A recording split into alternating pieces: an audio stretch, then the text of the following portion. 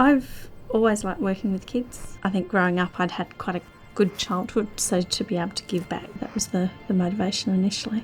The nature of the work was that I could help kids, I could make a difference, I could hopefully make things better for the kids that I'm working with. In my own career, I wasn't afraid of moving, changing locations. I've always worked country, so I've worked in the Broome office. I've also worked in the Merredin office, which is in the Wheat Belt, and obviously in Albany, where I am currently based. I love the stability and the permanency of being able to stay.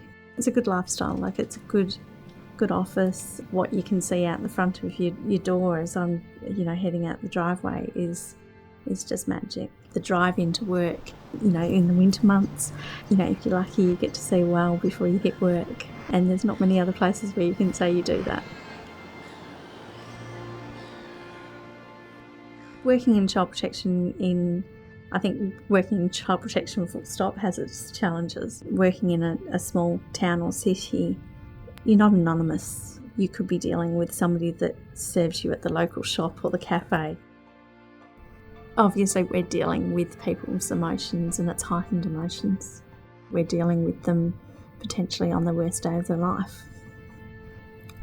So they do get angry, they do get frustrated, they do want to have somebody to blame and to take it out on. So we can sometimes be an easy target for that.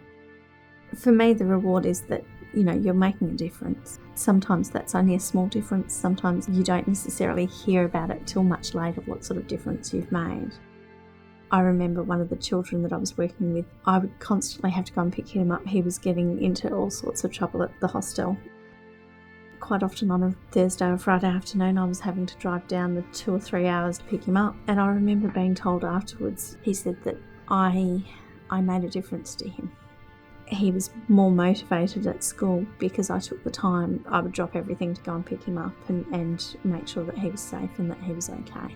When he looked back, he was sort of saying I made that difference for him, that he wouldn't have got there, without that support that I was kind of offering. And as it was frustrating, that drive, and the last thing that you'd feel like on the Friday afternoon, but you'd do it, and that made a difference to him. That's the reward. That's what makes it worthwhile.